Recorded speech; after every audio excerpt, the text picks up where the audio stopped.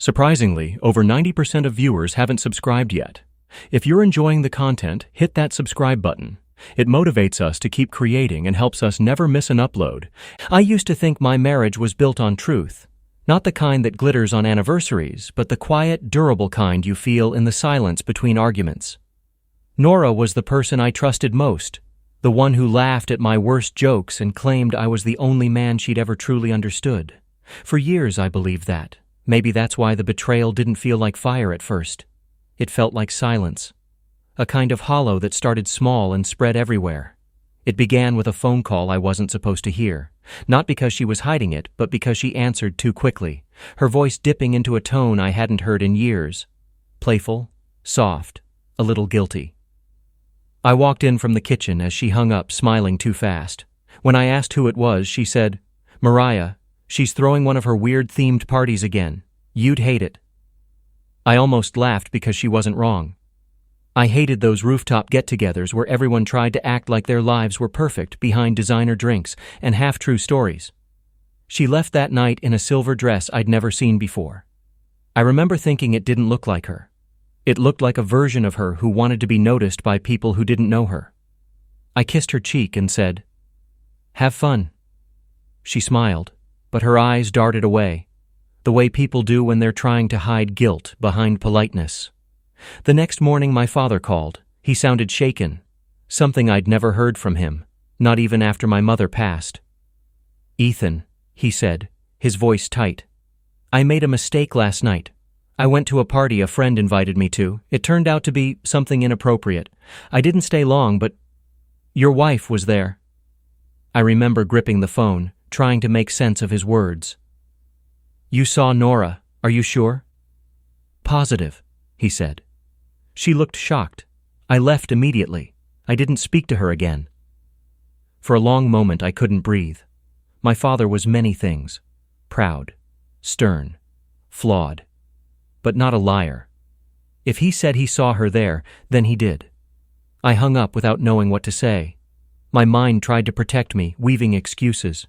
Maybe it wasn't what it looked like. Maybe it was a coincidence. Maybe. But some truths announce themselves like a siren, impossible to ignore once they start. I didn't call her that day. I wanted her to come home first. I wanted to look her in the eyes and give her a chance to tell me before I asked. When she finally walked through the door, her perfume hit before her voice. She looked startled to see me home early. "Ethan," she said carefully, "you're back." "I could say the same to you," I replied. My tone was steady. Too steady, maybe. "How was the party?" She hesitated. "It was fine. Loud, weird theme." "Did you run into anyone unexpected?" Her eyes flickered, just for a second. "No." Why? That single word, "no," was the moment everything cracked. Because in that instant, I realized she was choosing to lie. She had time to tell the truth and didn't. I didn't confront her, not yet. I just nodded and said, "Glad you had fun." She smiled, relieved, and walked past me. That night, after she fell asleep, I sat in the dark and thought about my father's voice on the phone. The shame in it, the disbelief. He'd said the party was a swapping event, the kind people whispered about but never admitted to attending. And Nora had been there, dressed like a stranger, smiling at someone else's jokes under the same sky where our promises used to live. The next morning, I needed answers. But I didn't go to her. I went to the lab. Months earlier, before all this, a woman named Kelsey had reached out, claiming her child might be mine from a relationship before I met Nora. I'd done a DNA test privately to confirm, wanting to handle it quietly before telling my wife. I picked up the results that day, the same day after my father's call. The report said I wasn't the father. I should have felt relief, but all I felt was exhaustion, like I'd just learned the world was round but still had to walk in circles. When I got home, the silence hit me again, the kind that comes before a storm. I left the DNA report on the console table with my wedding ring beside it, a ring that suddenly felt heavy with irony. Then I left for a drive to clear my head. When I returned that evening, everything had changed. The ring was shattered in two. My papers were scattered. And in their place was a note written in unfamiliar handwriting. "Tomorrow, your and your baby daddy's lives will change forever." I froze. Baby daddy? What was that supposed to mean? I grabbed my phone, ready to call Nora, but something made me stop. If she was lying once, she could be lying again. I waited in the living room instead. At 11 p.m., the door opened. She stepped in, saw the envelope and the ring, and went pale. "What is this?" she whispered. "I was hoping you'd tell me," I said. "Someone left that message." She looked confused, terrified even. Or maybe she was just pretending. When she said, "It wasn't cheating, Ethan, it was just a swapping party. It was pure coincidence your father was there." My world tipped off its axis. Just a swapping party, just coincidence. The words echoed like sirens. I couldn't even respond. I just stared at her, realizing she still didn't understand what she'd done. Not just to me, but to us. To my father, to every piece of trust we'd built. I walked past her, took the note, and read it again. "Tomorrow, your and your baby daddy's lives will change forever." There was only one conclusion. Someone wanted revenge. But revenge for what? Her lies? My silence? Or something bigger that neither of us saw coming? I didn't sleep that night. I sat by the window, watching the city lights flicker, thinking of all the ways this could end. When dawn broke, I decided to take control. I'd find out who wrote that note, who smashed the ring, who wanted to destroy us. I thought I still had time. I was wrong. Because the next day, something terrible happened. Something that made that note feel like a prophecy instead of a threat. And for the first time in my life, I realized betrayal isn't just about what someone does behind your back. It's about what they make you become after they do it. The morning after that sleepless night felt unreal, too bright, too quiet, as if the world hadn't yet learned what was coming. I made coffee. I didn't drink and stared at the note again, the ink now smudged from my fingers. "Tomorrow, your and your baby daddy's lives will change forever." The handwriting was precise, almost artistic. Whoever wrote it wanted to be remembered. Nora came out of the bedroom wearing the same sweater she'd slept in, her eyes red. "We need to talk," she said softly. "I agree," I replied. "Start wherever you like." She sat opposite me, clutching the mug like it was an anchor. "Ethan, I swear I didn't cheat. The party was just supposed to be fun, weird even.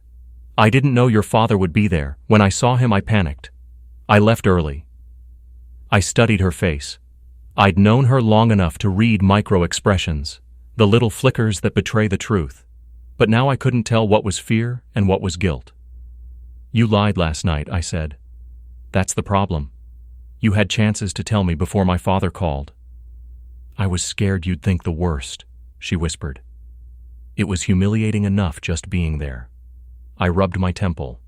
"Someone smashed my ring and left this note. You didn't do it?" Her eyes widened. "Of course not. Why would I?" "Because maybe you wanted to end this marriage and didn't know how." She flinched as if struck. "Don't say that." The intercom buzzed before either of us could continue. 2 uniformed officers stood at the door when I opened it. "Mr. Hale?" one asked. We received a report of vandalism and a possible threat at this address. Apparently my father had already called them. He didn't trust coincidences. The officers took photos of the note, the broken ring, the scattered papers.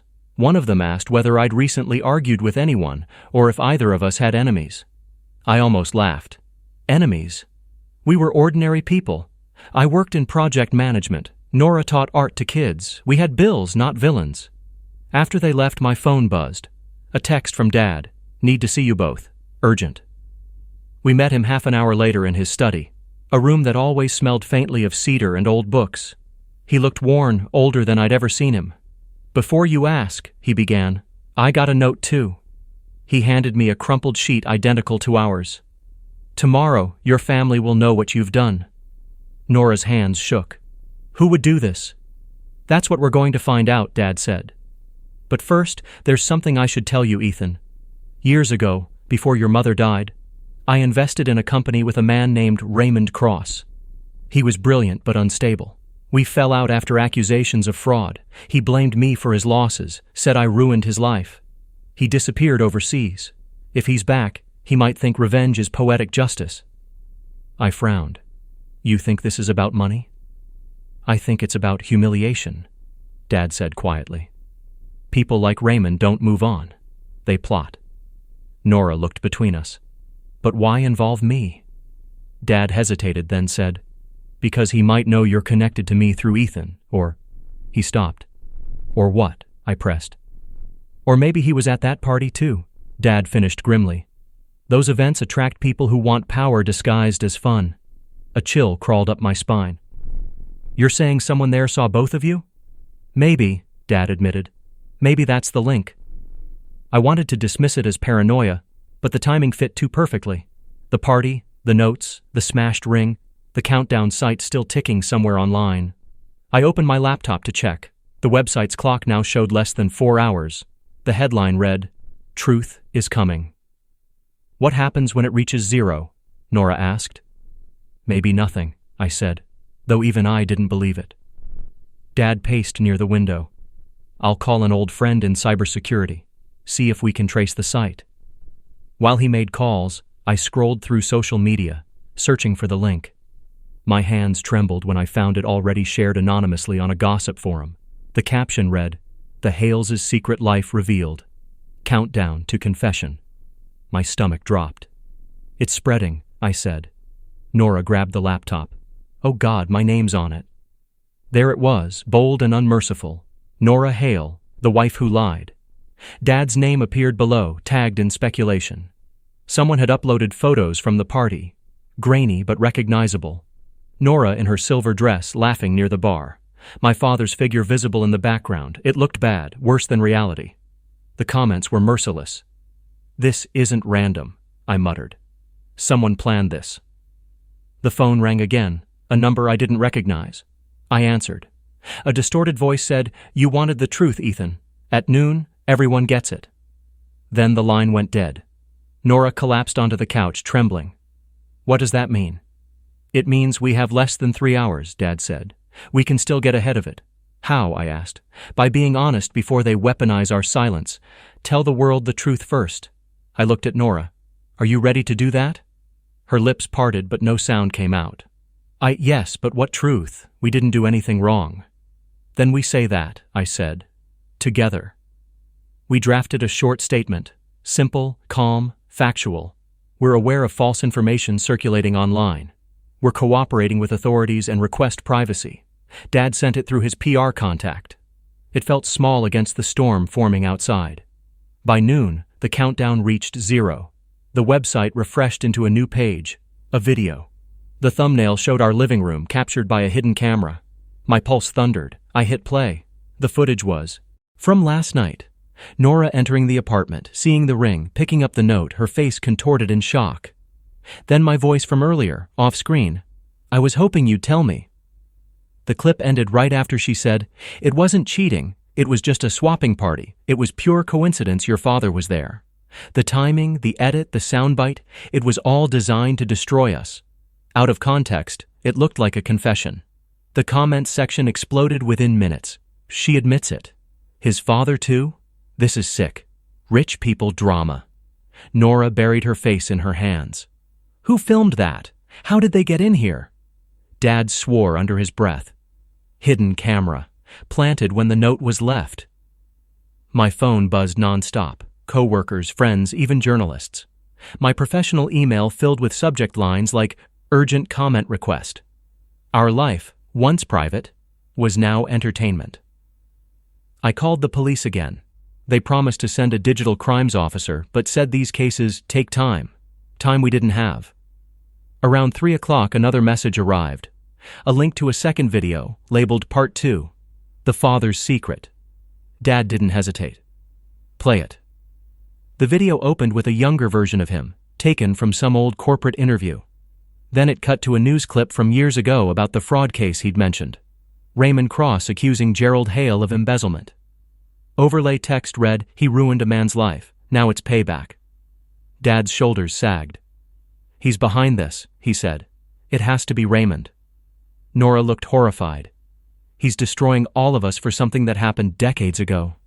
"Yes," Dad said quietly, "and he's enjoying it." The day spiraled. My inbox became a battlefield. Reporters camped outside the building. Neighbors whispered in the lobby. I felt like a character in someone else's script, one where the villain always wins. By evening, exhaustion replaced panic. Nora sat curled up on the couch, scrolling through comments that sliced deeper than knives. "They're saying awful things about your father," she murmured. "About me." I sat beside her. "Stop reading them." "I can't. It's like watching my own reputation die." I wanted to hold her, but part of me still couldn't forgive the lies that started all this. Love and anger waged quiet war inside me. Dad returned from his office with a folder. My contact traced the site's hosting network. It's routed through multiple proxies, but one IP matches a cafe downtown. Surveillance cameras might have caught who uploaded it. He handed me the address. "Go there tonight, take Nora, I'll stay here in case he makes another move." Nora hesitated. "What if it's dangerous?" "It already is," I said. "But we can't just wait." We drove to the cafe as twilight settled over the city. Every radio station seemed to hum with static, or maybe my nerves just filled the silence. The cafe was small, crowded with students. We showed the owner the IP printout. She nodded slowly. "Yeah, that laptop. Guy came in last week, sat in the corner, didn't order anything. Hoodie, gloves, sunglasses at night. Creepy vibe. Left in a rush." "Do you have cameras?" I asked. She gestured to a monitor. The footage showed the man exactly as she described. No face, just anonymity. But when he turned to leave, something glinted on his wrist. A silver bracelet with a small charm shaped like a cross. Raymond Cross. It was too deliberate to be coincidence.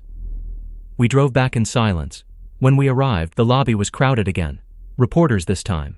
Someone shouted, "Ethan, is it true your wife and father were at a swapping party together?" I ignored them, shielding Nora as we pushed through.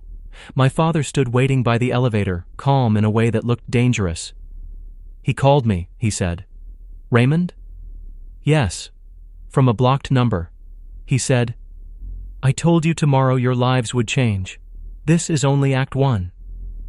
I felt cold. "What does he want?" "He wants to humiliate me," Dad said. "And he's using you two to do it." That night, the three of us sat in the living room like hostages. The city lights flickered beyond the glass. The air felt thick, charged. Around midnight, there was another knock, 3 slow raps. I opened the door, expecting police. Instead, an envelope lay on the floor.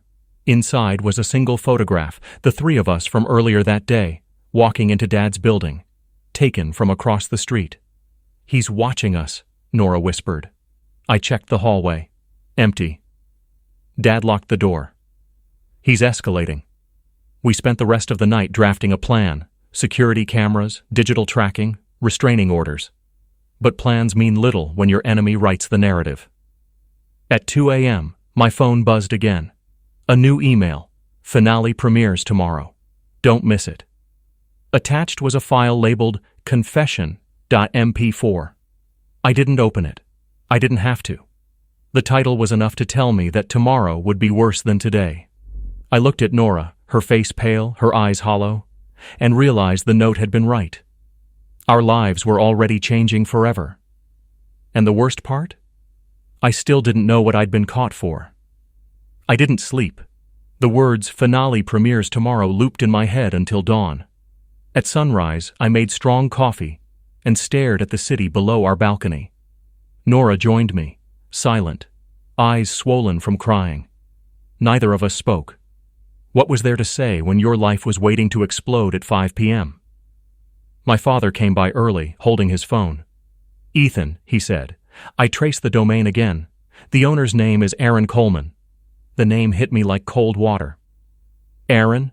Nora's co-worker?" Nora's face went pale. "He invited me to that party." It clicked all at once. Aaron had access to her schedule, our address from office deliveries, even our Wi-Fi network when he'd come over once to drop off art supplies. He'd planted the cameras, written the notes, and worked with someone who knew our family, his father, Raymond Cross. By noon, police confirmed it. Aaron was Raymond's son, using a new identity. The revenge was generational. At 4:40 p.m., we sat in the living room, waiting for the confession video to go live. Every channel was talking about us. Dad looked out the window and said quietly, We end this now. He called his old friend in IT security, who gave us remote access to the server. We found the upload link, a countdown timer in red. 5 minutes. I started deleting files while Dad overrode the hosting key. Aaron must have realized. My phone buzzed with a message. Too late. Truth deserves witnesses. I hit delete anyway. The screens froze, then went black. The site vanished. 5 minutes later, the police raided Aaron's apartment and took him in without a fight. He told them everything, how Raymond had died 2 months earlier, leaving him letters, proof of old grudges, and one command: make the Hales pay. When the news reported his arrest that night, I finally exhaled. Nora stood beside me, whispering, "It's over." "Almost," I said. "But we don't get to pretend it never happened." She nodded, tears slipping down her cheeks. "I'll spend the rest of my life being honest with you, Ethan." I believed her. Not because she said it perfectly, but because she said it trembling. Later, Dad sat with us on the balcony, the city humming below. "The past," he murmured, "always finds the door we forgot to lock." I looked at Nora, then at the horizon fading into gold. "Then we changed the locks," I said. The wind shifted, carrying away the last echo of that cursed note. And for the first time in weeks, the silence felt peaceful again.